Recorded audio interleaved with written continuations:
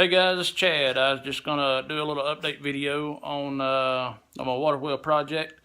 Kind of show you what I've been doing today. What I'm trying to cut out the slots on the rims for the paddles to go in. I'd already dadoed out or routed out the inside of the rim. It went down a 1/4 inch into the rim and then a 1/2 inch. Well, a 1/4 inch down and a 1/2 inch in for the floor to set in. And but I just wanted to show a little video because I've looked around on YouTube and on the internet for months trying to find somebody that's done a small water wheel that's cut the paddles out and everything, made a jig and whatnot. But anyways, I just wanted to kind of show you what I've been doing, and I'll switch the camera around and I'll show you what I'm working on. All right, so here's the jig that I've made. I've made 4 of these jigs. I have made 4 rims. So you got to make a right and a left.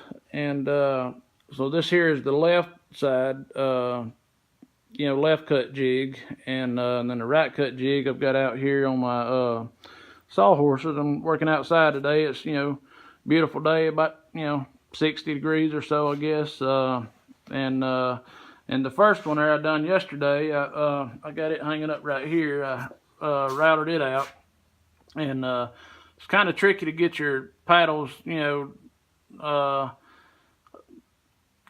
spaced out the same to where they'll, every one of them will come out equally, and you ain't gonna get to the end and then have one, that's 2 inches away from each other, and the other ones are 3 inches away or so. You know what I'm saying? So, anyways, it's kind of tricky a little bit, but anyways, what I've done here is I have taken the jig, and I just kind of made me a little jig here on this piece of plywood, and this is the clamp that I've got. That's just, I loosen the screws, and then I'll slide the rim around in the jig.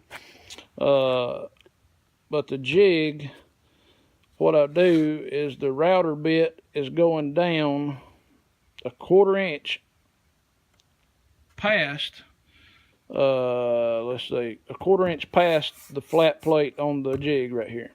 So that way everything will line up.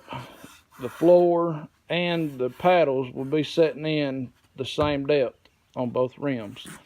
So I just, do that, and I run the router right through and back out, and what I'm using is just a top bearing 3/4 inch straight cut bit. I cut one out, I loosen up my clamp, slide it around till I get on the next mark, and I have all of them marked off. And so what I'm going to do is, once I get this one here cut out, like I did on the one there yesterday on the other wheel or other rims, is I'll take both of them and I'll put both of them, stand both of them up, and I'll put them together, and I'll line all my 22.5s up with each other to where they're all fitting perfect. And then I'll just put 2 screws in them, one on this side and one on the other side, and kind of screw them together. And then I will go around on the outside of the rim, and I'll mark inside on this side and the inside on that, on the other side to get my marks.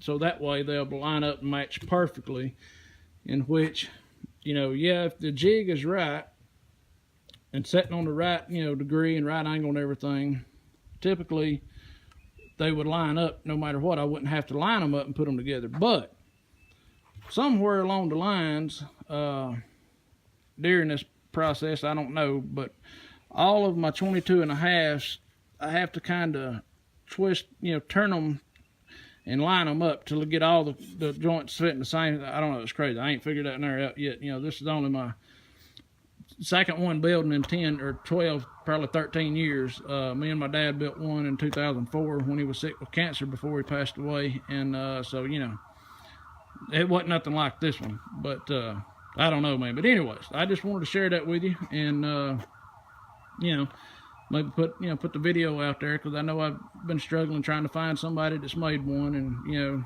trying to figure out how they made the jig and whatever. I ain't found nobody. But anyways, I'll keep you updated, and we'll talk to you soon. Hope you have a blessed day.